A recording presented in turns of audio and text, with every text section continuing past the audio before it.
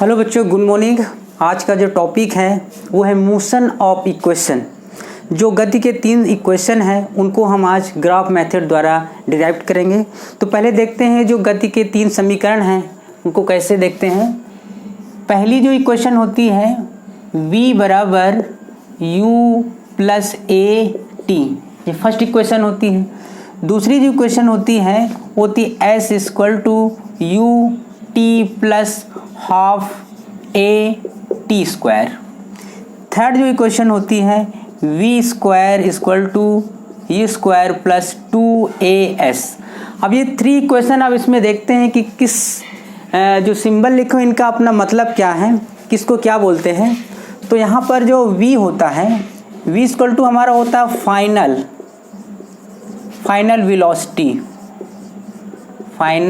Velocity, और जो u होता है ये होता है इनिशियल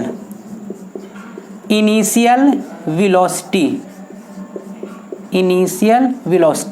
और जो t होता है ये जो है टाइम होता है, एंड s इक्वल टू होता है डिस्प्लेसमेंट।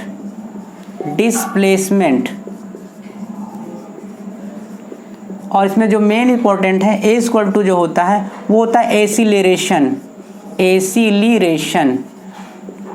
इन तीनों इक्वेशन में सबसे कॉमन चीज़ है कि ये तीनों इक्वेशन तभी वैलिड हैं जब इसमें एसिलेरेशन जो होता है ये कांस्टेंट लिया जाता है। अगर ये कांस्टेंट नहीं लिया जाएगा तो तीनों इक्वेशन है वैलिड नहीं है। यानी ये तीनों जो इक्वेशन यूज़ की जाती हैं न्यूमेरिकल्स में वो तभी यूज़ करेंगे जब हम एसिलेरेशन को कांस्टेंट मानेंगे। तो आइए हम देखते हैं कि तीनों इक्वेशन को कैसे डिराइव करते हैं। तो एक एक करके हम यहाँ पर डिराइव करेंगे। तो पहली इक्वेशन जो ये है इसको हम पहले डिराइव करेंगे बाय ग्राफ मेथड। तो देखते हैं बाय ग्राफ मेथड। तो इसके लिए हम यहाँ पे बनाते हैं ग्राफ।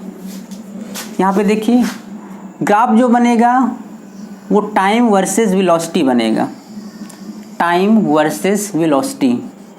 यानी यहाँ पे होगा टाइम को हम मान लेते हैं t है, और वेलोसिटी को हम मान लेते हैं कि यहाँ पर वेलोसिटी एक u होती है और एक v।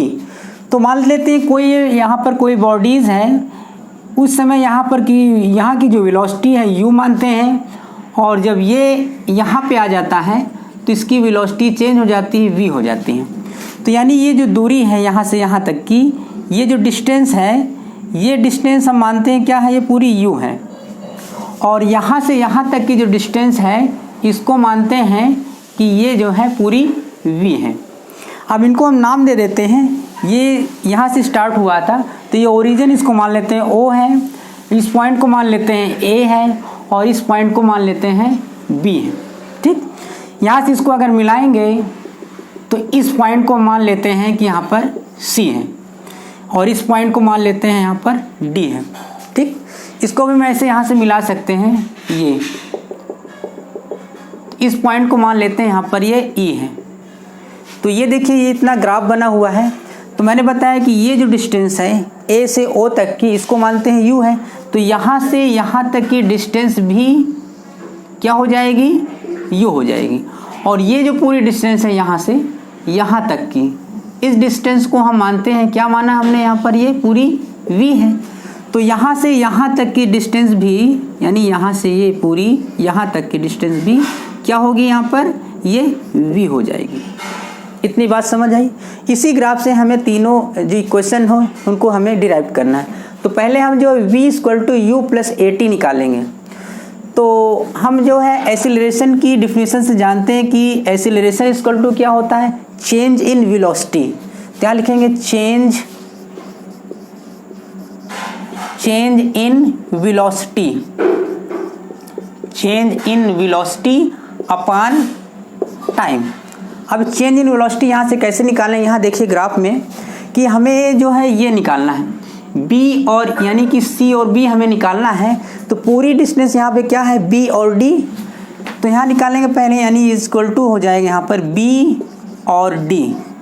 यानी कि अगर हमें b और c निकालना हो तो b और d से हम इसको हटा देंगे, नहीं पूरी डिस्टेंस क्या है, bd माइनस, अब यहाँ देखिए लिखा हुआ c और d, तो माइनस हो जाएगा यहाँ पर सी और डी अपॉन टाइम क्या हो जाएगा, टाइम जो हमने क्या माना ये पूरा, ये यहाँ पर क्या है टी, तो हो जाएगा यहाँ पर ओ डी।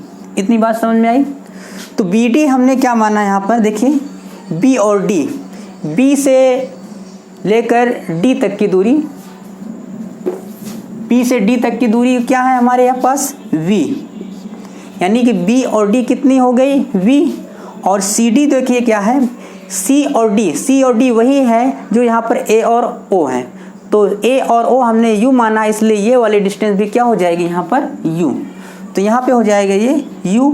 और OD देखिए क्या पे, यहाँ पे OD यहाँ पे टाइम है तो यहाँ लिखेंगे t, तो ये आ गई क्वेश्चन नंबर 1। इसी को हम ऐसे कर सकते हैं कि v minus u equal to क्या हो जाएगा a और t, इसी को आप ऐसे लिख सकते हैं कि v equal to u plus a t, तो ये हमारी इक्वेशन नंबर फर्स्ट आ गई। इतनी बात समझ में आई। तो आप फिर से देख लीजिए इसको हमने कैसे किया है। यहाँ पे आपको चेंज इन वेलोसिटी निकाला है, तो ये चेंज इन वेलोसिटी यहाँ पे कितनी आ गई v माइनस यू, यानी कि b और c के बीच की डिस्टेंस जो होती है ये होती चेंज इन वेलोसिटी, जो कि निकल के आई है v माइनस यू। इस तरह फर्स्ट इक्वेशन हमारी यहाँ पर निकल आई। अब हमें देखना है कि सेकेंड इक्वेशन को हम कैसे निकालते हैं। तो दूसरी जो इक्वेशन होती है हमारी, दूसरे नंबर की इक्वेशन हमें पहले निकालना है s equal to u t plus half a t square, ये हमें प्रूफ करना है। तो देखते हैं आइए कैसे इसको डिराइव करते हैं। इसको मिटा देते हैं, ठीक, ओके। इसी ग्राफ से हम निकालेंगे कि सेकेंड इक्वेशन को कैसे हम डिराइव करते हैं। तो आइए देखते हैं यहाँ पर ये जो ग्राफ बना हुआ है, तो सेकेंड में देखिए यहाँ पे ये एस जो होता है ये होता है डिस्प्लेसमेंट। तो डिस्प्लेसमेंट यहाँ पे क्या है, तो ये पूरा देख रहे हैं आप, ये पूरा जो स्लोप बना हुआ है, ये पूरा जो एरिया है ये पूरा क्या है डिस्प्लेसमेंट है।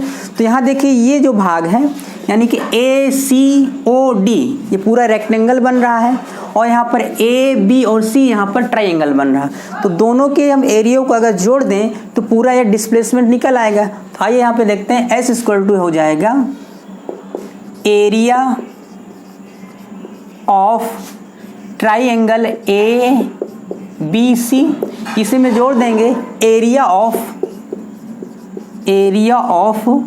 ये रेक्टेंगल हो जाएगा ए ओ सी डी, यानी कि ट्राइंगल का एरिया यहाँ पे लिखेंगे और यहाँ पर रेक्टेंगल का एरिया लिखेंगे। तो ट्राइंगल का एरिया हम जानते हैं क्या होता है 1/2, ठीक। बेस यहाँ पे क्या हो जाएगा, बेस ए सी क्या हो जाएगा यहाँ पर गुणे ए सी इंटू हाइट इसकी यहाँ पे कितनी हो जाएगी सी और बी, क्या लिखेंगे यहाँ पर सी और बी। तो ये हो जाएगा ट्राइंगल का एरिया हो जाएगा, प्लस रेक्टेंगल का जो एरिया निकालेंगे हम यहाँ पर, रेक्टेंगल का जो एरिया आएगा यहाँ पे क्या हो जाएगा लेंथ और विड्थ। तो यहाँ पे लिख सकते हैं आप चाहे तो OD मान लें यहाँ पर OD इंटू ये हो जाएगा यहाँ पर C और D ऐसे।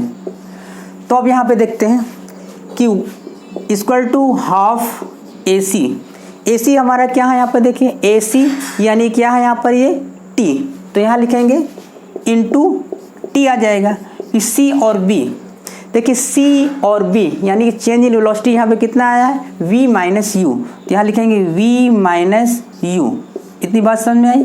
प्लस अब ये रेक्टेंगल का एरिया है तो O और D क्या है यहाँ पर T हो गया इंटू C और D, C और D कितना है यहाँ पर U, तो यहाँ लिखेंगे U। ये बातें हमें समझ में आई।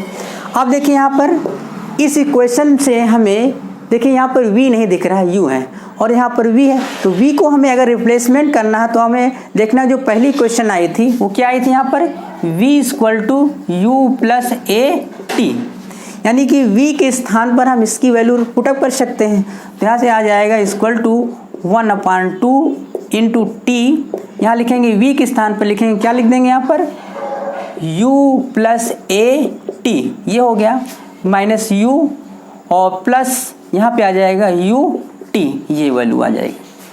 अब आप देखिए यहाँ पर ये T है, T को हम इसके अंदर ले जाएंगे, या पे यहीं पर आप जो है देखिए ये माइनस U में ये प्लस में, तो U से U को आप कैंसिल कर दीजिए, तो यहाँ पे आ जाएगा 1/2, ये T इसके अंदर जाएगा तो हो जाएगा A T स्क्वायर और प्लस U T, तो ये आ गई हमारी इक्वेशन नंबर 2। इसी को आप ऐसे लिख सकते हैं एस इक्वल टू, इसको ऐसे कर सकते हैं you t plus 1/2 A t square. तो ये मोशन की सेकेंड इक्वेशन आ गई। इस तरह हमने जो है सेकेंड इक्वेशन को यहाँ पे प्रूफ कर दिया। फिर से आप देख लीजिए कि ए और ओ के बीच की जो डिस्टेंस, इसको हमने u माना है और चेंज इन वेलोसिटी कितना है v माइनस यू। तो यहाँ पे हमने जो है ये पूरा जो एरिया था, ये डिस्प्लेसमेंट, इसको हमने यहाँ पर कवर किया, इसको निकाला। तो निकालने पर हमें ये क्वेश्चन प्राप्त हो रहे हैं। तो ये हो गई सेकेंड इक्वेशन। अब हम निकालते हैं थर्ड इक्वेशन। इसको आप नोट कर लीजिए, फिर निकालता हूँ थर्ड इक्वेशन। तो यहाँ लिखते हैं थर्ड इक्वेशन जो इस प्रकार है, v square equal to u square plus 2as। इसको हमें प्रूफ करना है। तो आइए देखते हैं इसको हम कैसे प्रूफ करेंगे। तो s यहाँ पर जो है क्या है, डिस्प्लेसमेंट है। मैंने पहले बताया है कि s इक्वल टू क्या है, डिस्प्लेसमेंट है। तो डिस्प्लेसमेंट हमें यहाँ पर पहले कैलकुलेट करना है। डिस्प्लेसमेंट क्या है, s। अब देखिए यहाँ पर s इक्वल टू, अब देखिए ये जो एक ये बन रहा है, ये है कि क्या है, ये ट्रेपेजियम है। तो इसका हम एरिया निकाल लेंगे। तो यही एरिया जो है, यानी ये एरिया जो हो जाएगा 1/2 एरिया,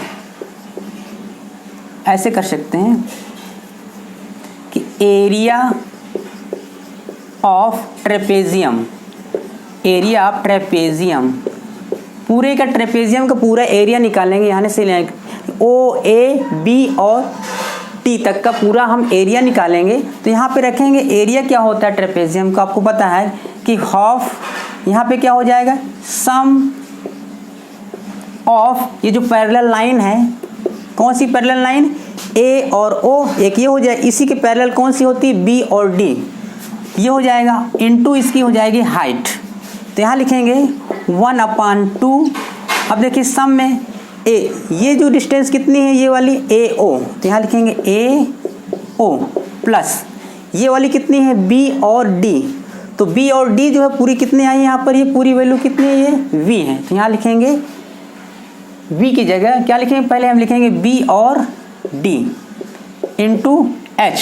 एच क्या है, हमारी हाइट, हम यहाँ पे क्या मानेंगे, ए और सी मान लें, या इसको मान सकते हैं ए और सी मान लेते हैं, यहाँ पर ए और सी।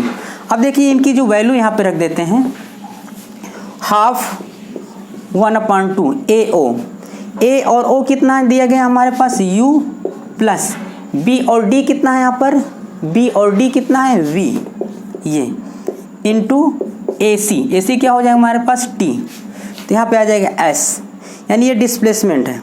अब देखिए यहाँ से हमें क्या करना है कि यहाँ पर u है और v भी है। तो अब क्या करेंगे, यहाँ पर t की वैल्यू यहाँ रखनी, क्योंकि यहाँ पर t नहीं है। तो अब क्या करेंगे कि हमने जो पहली इक्वेशन बनाया था v equal to u plus a t से, यहाँ से इसके ऐसे लिख सकते हैं v minus u equal to क्या हो जाएगा, ए टी। तो t इक्वल टू क्या हो जाएगा, v minus u upon a. इस t की वैल्यू हम यहाँ पर रख देंगे ताकि ये t जो है यहाँ से रिप्लेस हो जाए। तो यहाँ जाएगा 1/2 u प्लस वी, और t के स्थान पर हम क्या रख देंगे, ये वाली value v minus u upon ए। इतनी बात समझ में आई। अब देखिए इसको सॉल्व कर लेते हैं। तो s इक्वल टू हो जाएगा u प्लस वी, और यहाँ लिखेंगे v माइनस यू अपान नीचे क्या हो जाएगा 2a। अब आपने मैथ में एक फार्मूला पढ़ा होगा, फार्मूला क्या होता है कि a प्लस बी, यहाँ हो जाएगा a minus b equal to क्या होता है, a square minus b square. अब आप यहाँ पे देखिए ये वही सिचुएशन यहाँ पर बन रही है, इसी फार्मूले। तो इसको आप क्या लिख सकते हैं, क्या लिख सकते हैं इसको, v square minus you square upon 2a। तो अब देखिए ये वाली इक्वेशन यहाँ पे बन रही है, यानी ये हो जाएगा 2as बराबर v square minus you square, या इसी को आप ऐसे लिख सकते हैं v स्क्वायर बराबर यू स्क्वायर प्लस 2as। तो आपने देखा ये थर्ड इक्वेशन भी यहाँ से बाय ग्राफ मेथड आ गई। आई होप आपको ये बातें समझ में आ गई होंगी। अगले इसमें मैं आपको इंटीग्रेशन मेथड द्वारा मोशन के तीनों इक्वेशन को डिराइव करूँगा। Okay, thank you.